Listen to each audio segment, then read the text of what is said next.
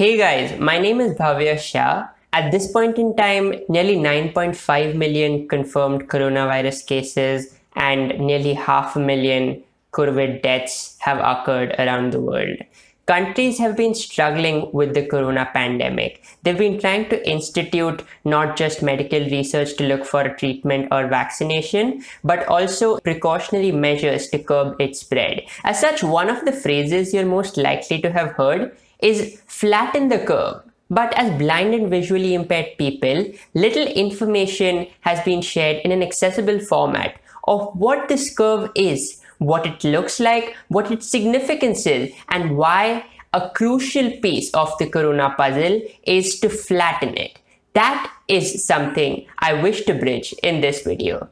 I'm going to give you two explanations of flattening the curve. The first one will be superficial, high level and non-technical, but the second one will be more detailed, mathematical and clear.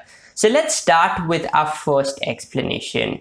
Let me give you an interesting analogy that I read about to explain what the intent of flattening the curve is. Imagine that you have an office where there are 10 employees, but there are only 3 bathroom stalls in that office. Now, if all 10 employees wanted to use the washroom at the same point in time, then there would be a little bit of a problem. But as usually happens in the real world, people want to use the washroom at different points in time. So the need or demand for the bathroom stalls is distributed across the many hours of the working day.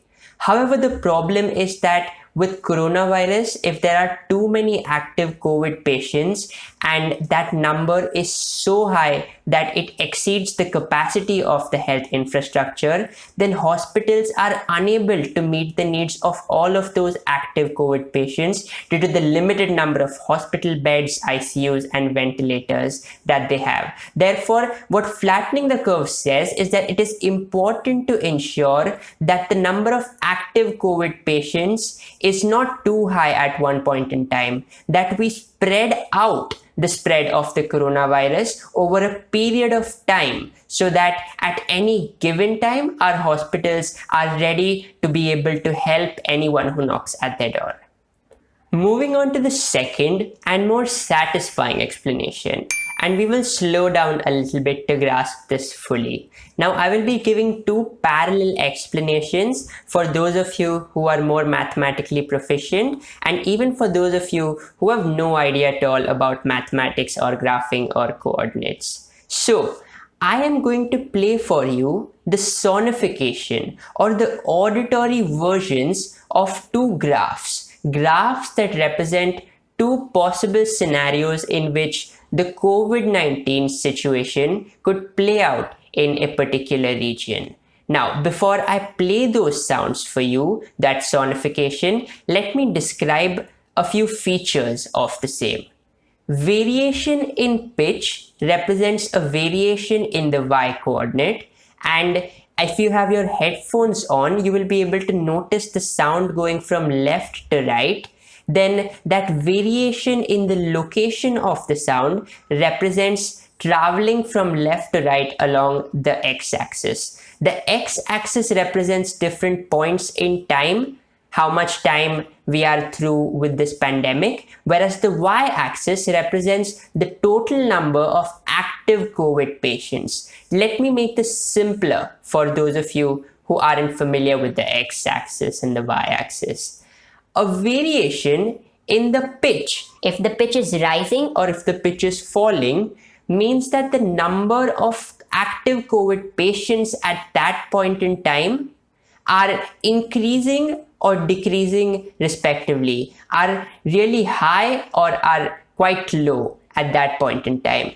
And as the sound moves from left to right, that means that we are at different points in time. So at the extreme left, we have only started with the pandemic. As we are moving right, we have spent a few days grappling with this pandemic in a particular city or country. And as we move further right, we have spent more and more time getting bored in our lockdowns and quarantines. So now, let me play the first graph for you, the steep curve.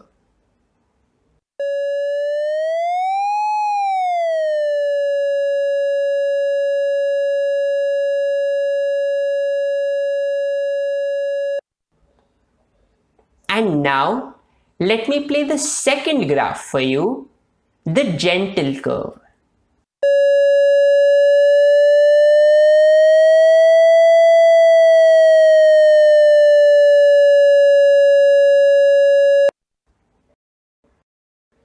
I would encourage you to replay those two clips if you would ever like to refer back to those two graphs. But what I also want to point out is that the starting and ending pitches in both those sonifications is the same and is equally low. What this signifies is that in both the scenarios, we start off with very few active COVID patients and we end emerging victorious from the pandemic, having reduced the number of active corona patients to 0, to nil in both cases. What separates the two scenarios, however, is what happens in between the start and the end, and that is what we need to analyze. So what exactly happened in those two graphs? In the first graph, the pitch rose really quickly, but then it came down equally fast as well, and then it stayed at this monotonous pitch for quite a while, which was slightly reducing, but that was about it.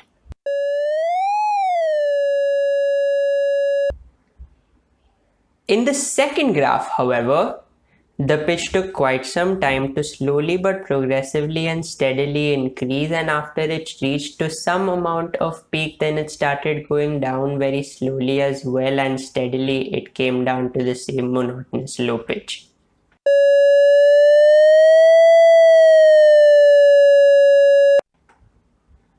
So if you were to try to visualize how this would look as a graph if you pen this on paper, then the steep curve or the first graph would look like a tall, thin mountain that gets over with the pandemic pretty soon, whereas the second graph or the gentle curve is a short in height but really wide bump, which means that the pandemic is in effect for a much larger period of time. So in the first graph, we get over with the worst of the pandemic pretty quickly, whereas in the second graph, we need to deal with the pandemic for much longer. It is tempting to pick the first graph, the first scenario, wherein we are able to get rid of the pandemic in a short amount of time, and discard the second scenario because who wants to deal with a pandemic that goes on endlessly? But the reason why any public health expert would choose the second one is this.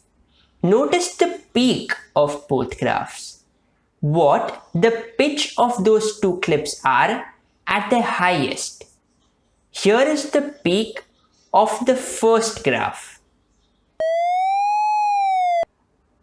And here is the peak of the second graph. Why does this matter and change the game completely? This is because the peak represents the worst parts of a pandemic. If the peak is high, that means that for that short span of time, there is an unusually large number of active COVID patients who are not able to be catered to by the finite resources of hospitals, which means that all of them require urgent medical attention, but only some of them receive it.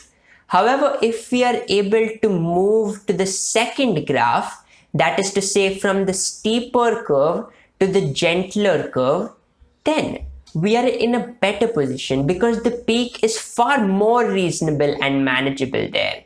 Yes, hospitals will be stressed for a longer period of time, but any certain point in time, they will always be able to take in and accommodate active COVID patients. From a public health perspective, if you want to be in a position that makes you most likely to be able to save the maximum number of lives, you must only choose the second graph.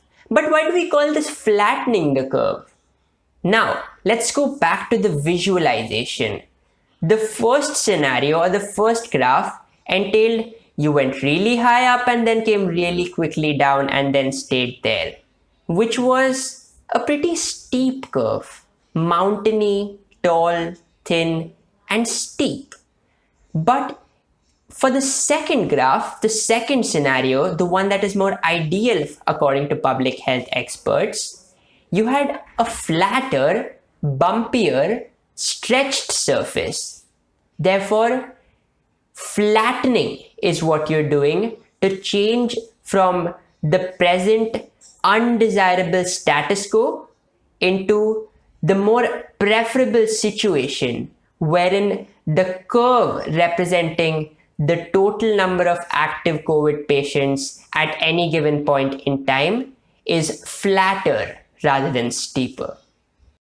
The ways to contribute to the flattening of the curve, even as blind and visually impaired individuals, are fairly straightforward.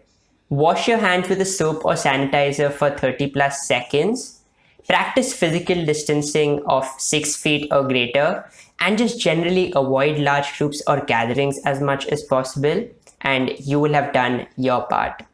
Alright, that's the end of this video. I sincerely hope you consider subscribing to this channel in case you found this informational or useful. Subscribe also for more fun and geeky but accessible content that I post out here. Comment your doubts below. Share this with your other blind and visually impaired friends seeking accessible information on COVID-19. Catch you in the next one.